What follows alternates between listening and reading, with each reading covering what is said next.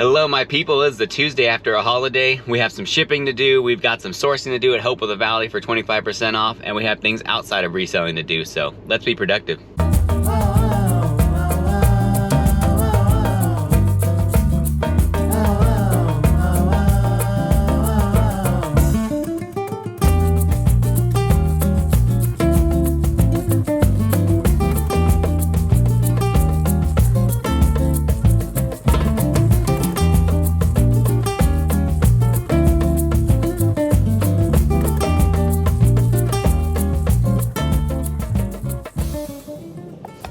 Alright, so we're 2 minutes out of opening. People already lined up. Not sure why they line up, but to each their own, I guess. We're going in, we're looking for things to flip online for a profit. So obviously pay as little as possible and find the most valuable things to put on eBay, Poshmark, Mercari, wherever, to hopefully make some profit out of it. Let's go in. Alright, so no luck in the hard goods. Chacos. 11 bucks. 63 new, 30 listed, 5 sold. It is cold though. Used, one used, one sold. Yeah, no.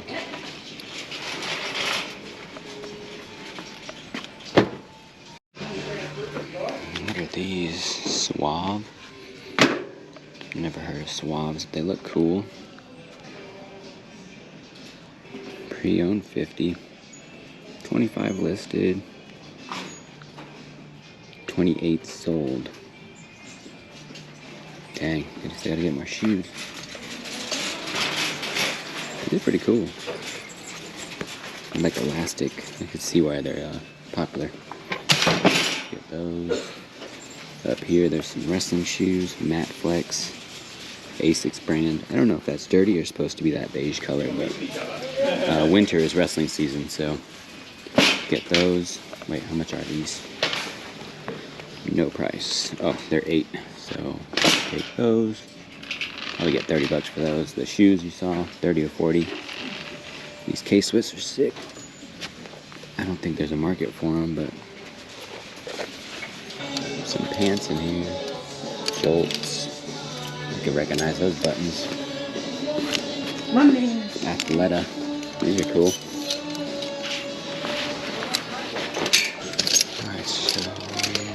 Eddie Bauer, 3230. Oh, these are... I don't know if you can fix these or not. Like they stretched out or something. I'm good. I want to get sent out and get returned over 25 bucks. So I was looking through the shirts and I actually found this jersey. It's New Basin Blues, is a local run club.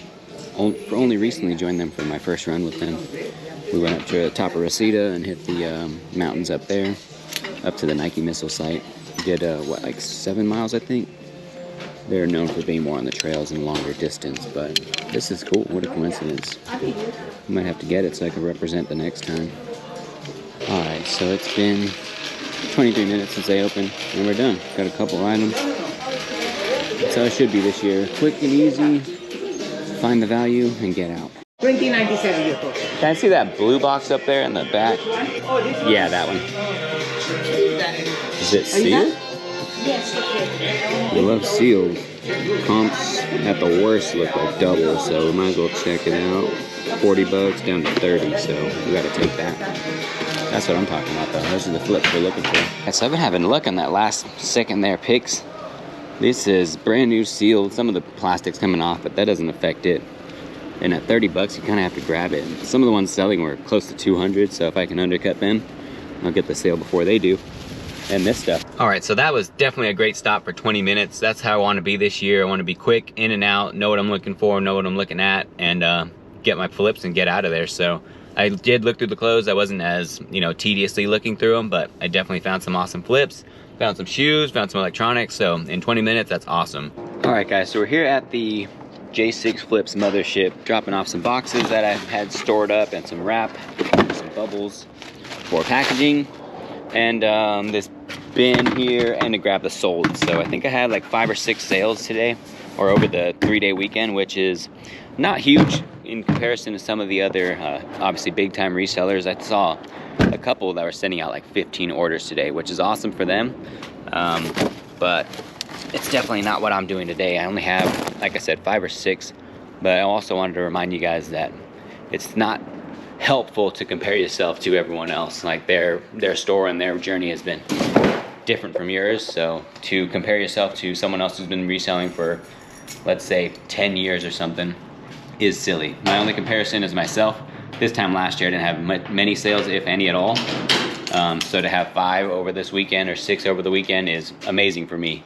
And again, I think it was Teddy Roosevelt that said, comparison is the thief of joy. So don't compare yourself to others. Do your own thing, hustle yourself, and make sure you're improving on yourself.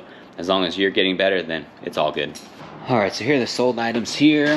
This is a Lurking Class hoodie. I just recently got this in a video at the, I believe, that giant thrift store in Reseda on Sherman Way. That was a quick flip there. This is a Buxton wallet. I already packed it up. 7 ounces, so shipped first class. Easy packaging, easy ship, so always nice. This is part of a huge lot of purses I got. I think this one sold for like 10 plus shipping, so 10 bucks on top of everything else where I already have all profits. That's nice.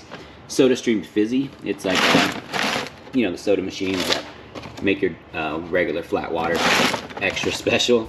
I recently got this too at the Salvation Army, and it sold, I think, 50 bucks. That was, I think I paid 10 for that one. And the Rummikub, this is actually my favorite game, like a board game.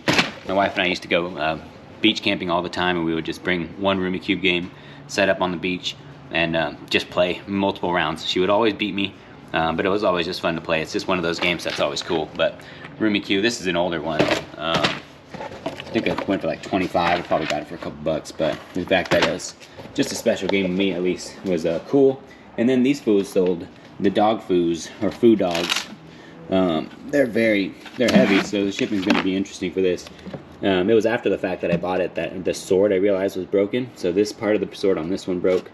It actually looks like that. And then the tassel part broke off this one on the other side. So still sold. I mean, look at the comps. Look at what it sold for. Paid 20 bucks at Goodwill.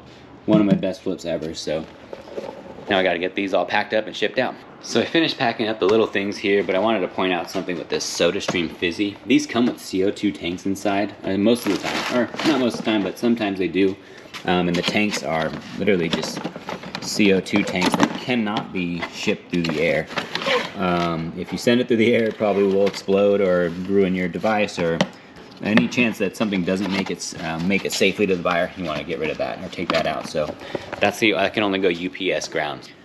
Alright, so I'm really worried about shipping these dogs. I need to wrap them up really well and put them in a box with plenty of wrapping around it too, so nothing happens to them, because anything that happens to these on the way over is a disaster. So let's keep them safe.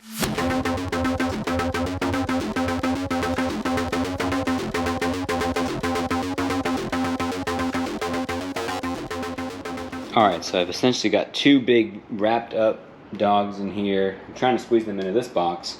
I'm starting to doubt that it'll fit in there though. I might even use this as kind of like the one I stored them in. I'll use it as kind of a framework in there if I can, just to add another layer of cushion in there so nothing happens to them. You don't want them crashing against each other, and you don't want them to get hit from the outside. So